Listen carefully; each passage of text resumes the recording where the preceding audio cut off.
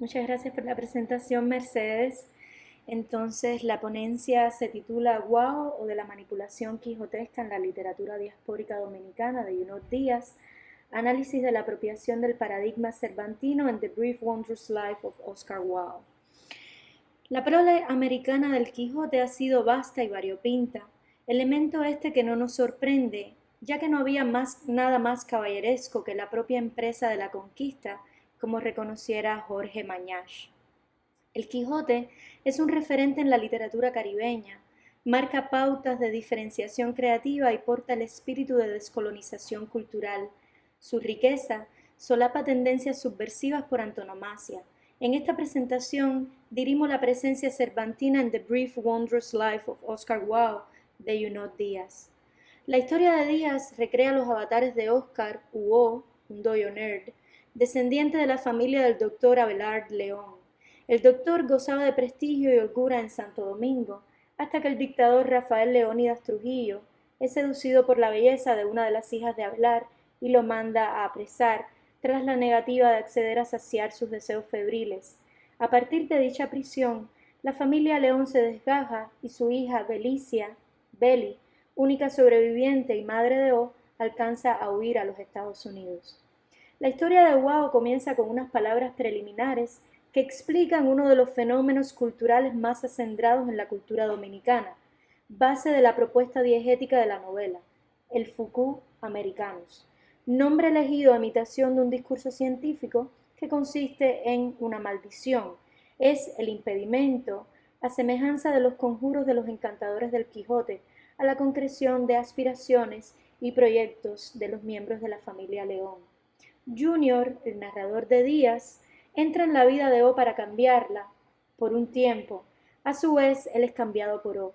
Anhela el éxito de Oscar, desea convertirlo en un agente al dejar de ser el pariguayo, vocablo dominicano derivado de la corrupción fonética de party watching, que alude a la emasculación de O.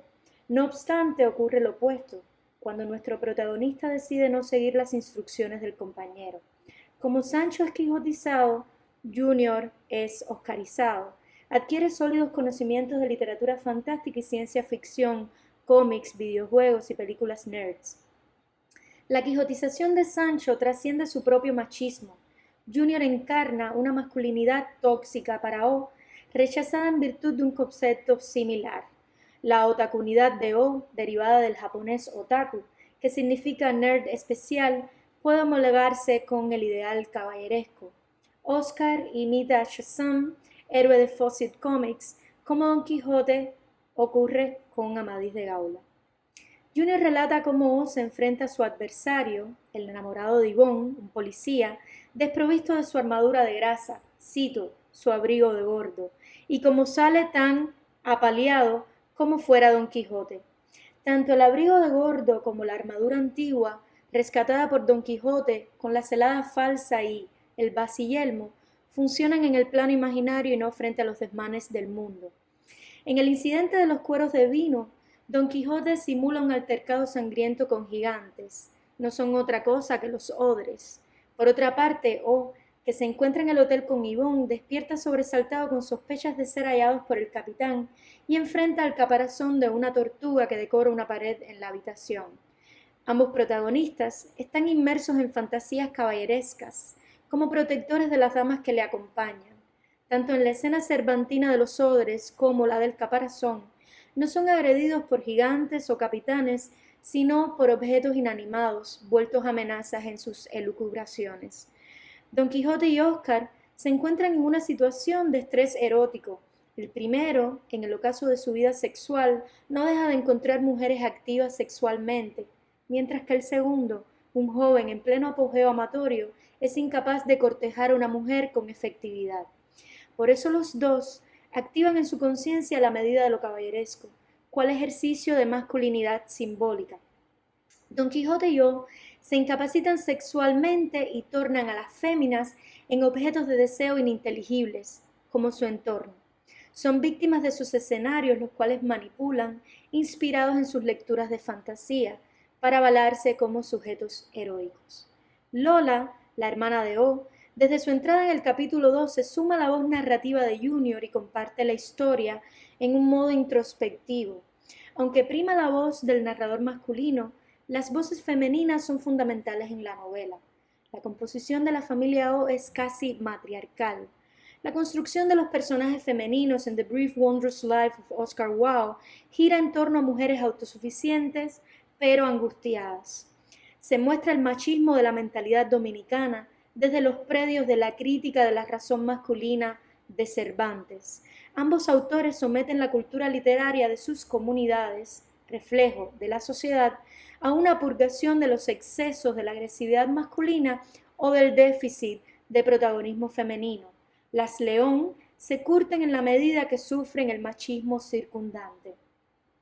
Enriqueta Zafra alude a la asociación de las mujeres del Quijote con la prostitución, debido a la posesión de ciertos rasgos discursivos y de una desenvoltura inherente a la mala vida.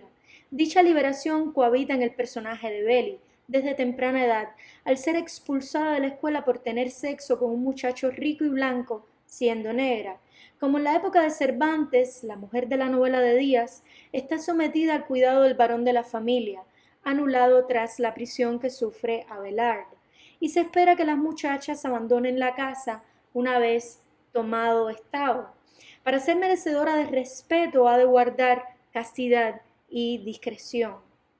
Elementos subvertidos en ambos personajes, tanto en Lola como en Beli. La Inca, madre adoptiva de Beli, refiere en el capítulo 3 que la joven está hablando como Cervantes.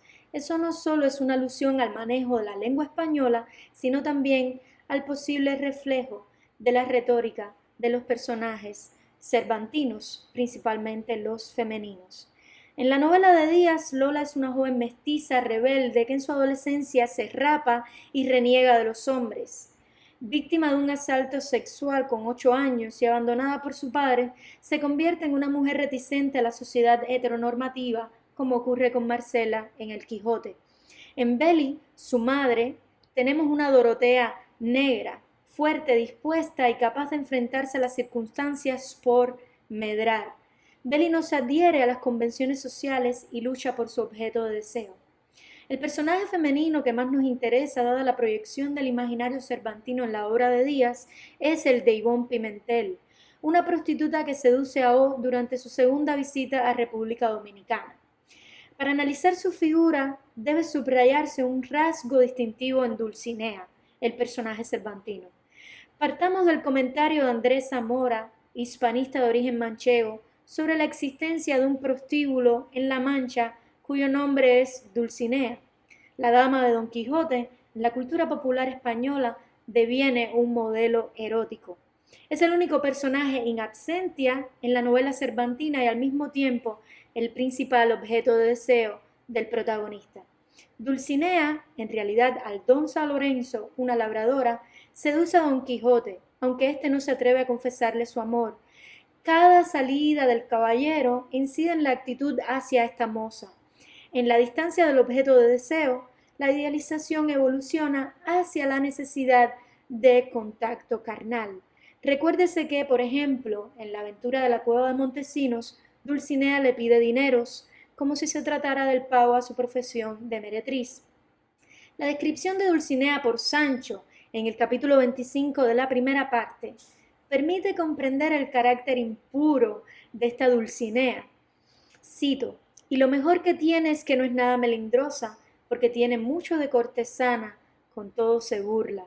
Zafra describe el vocablo cortesana como ambiguo, por incluir tanto a las mujeres que ejercían la prostitución como a aquellas que pertenecían a la corte. La oración yuxtapuesta, cito, con todo se burla, indica que Dulcinea practica el sexo con varios hombres, pues burlar significaba en la época tener contacto sexual. Y todo esto es muy pertinente para el análisis de Ivonne como prostituta. Cabe llevar a contexto el nombre de Dulcinea y sus atributos con otros que confunden al hidalgo, como por ejemplo Melisendra. En la representación del retablo del maese Pedro, Meli significa en latín miel y por extensión dulzura. ¿Acaso Dulcinea? En Díaz, Ivonne, que es el nombre de esta protagonista, esta coprotagonista con O, significa en aragonés, ríos de agua dulce, lo cual emparenta con el sentido de Dulcinea Melisendra. Y si vinculamos a Ibón, estos ríos de agua dulce, ¿no? Si lo vinculamos a una religión, de antecedente africano, podemos emparentarla con la deidad Ochun, que es la dueña del río, de la miel, del amor.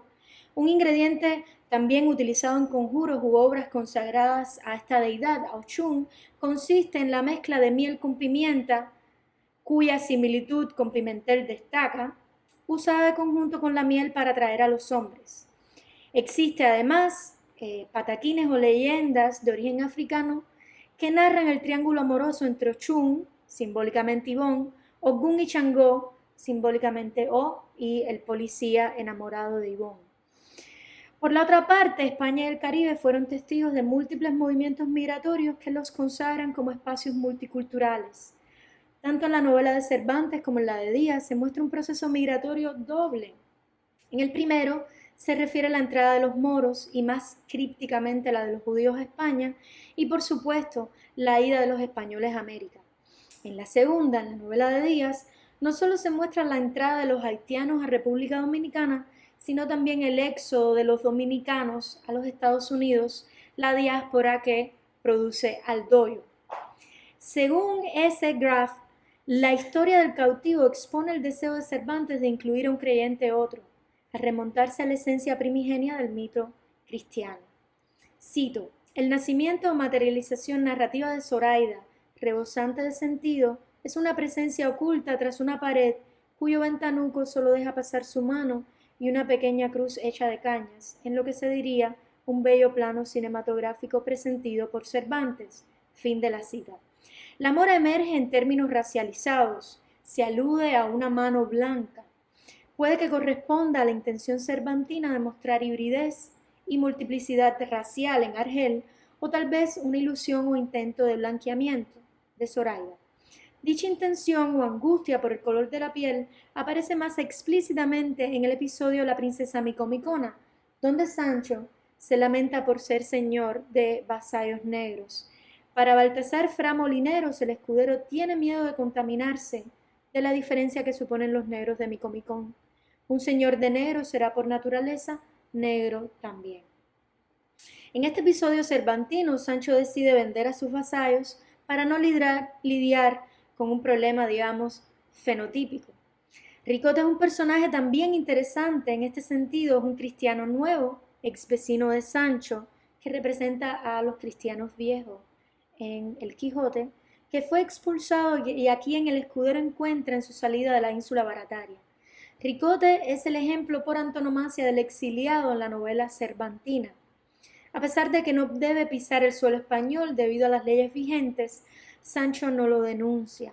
El morisco es políglota y a diferencia de Zoraida, que no habla español, en su testimonio él recoge las penurias y las tristezas del desterrado. Por la otra parte, en el caso de The Brief Wondrous Life of Oscar Wilde, la emigración y las razas son medulares. La diáspora es parte de la discusión política, desde la perspectiva del éxodo dominicano y de los haitianos que cruzan la frontera. La emigración se manifiesta como uno de los efectos del Foucault del Trujillato, y lo mismo ocurre con los haitianos apresados y asesinados por el dictador dominicano. La expresión más fuerte de la problemática de la raza se da en Estados Unidos. Díaz muestra a la ciudad de New Jersey heteroglósica e híbrida como capital de emigrantes, víctimas de las críticas o vejaciones por prejuicios sociales y raciales. A pesar de ser multicultural, New Jersey es racista. No obstante, el racismo no es privativo del espacio norteamericano. La crónica de la familia de León, en el espacio dominicano, muestra también los prejuicios raciales dentro de la isla. Recuérdese, por ejemplo, el pasaje del nacimiento de Belly, donde su piel azabache es considerada como una mala fortuna, como un vaticinio de mala fortuna para la familia. En la novela, una de las principales rupturas identitarias y raciales es la elección de un idioma para expresar las ideas que no es el español, supuestamente es idioma madre, hecho que se da en Díaz como autor y también en el personaje de O, quien escribe sus cartas a Ivonne en inglés y demás. Este elemento muestra, 1, una hibridación lingüística en los doyos, 2, un desplazamiento del español como lengua materna y 3, una postura desafiante del sistema hegemónico dominicano. Por consiguiente, se reniega de la lengua del colonizador. A su vez, la obra muestra la diglosia del emigrado, o se comunica más efectivamente en inglés, aunque domina algunas palabras del español, principalmente usadas en el espacio doméstico. Junot Díaz degluta la obra cumbre cervantina en una especie de calibanismo intelectual donde el acto de zafar al que se refieren sus palabras iniciales deviene la vía para discurrir críticamente, abandonar casi en una totalidad la lengua del colonizador, pero dando paso al paradigma cervantino. Lo monstruoso no asusta, sino que es parte de la composición cultural del Caribe. Díaz escribe desde ese espacio caribeño donde el almirante concibió sus diarios de navegación. Colón no describió en sus diarios otra cosa que la cuenca del Caribe, ese espacio cero al que se refiere Díaz, la antesala del Nuevo Mundo, el Fucú del almirante. El almirante, hipnotizado por ese espacio monstruoso del Caribe o del Caribe. Gracias.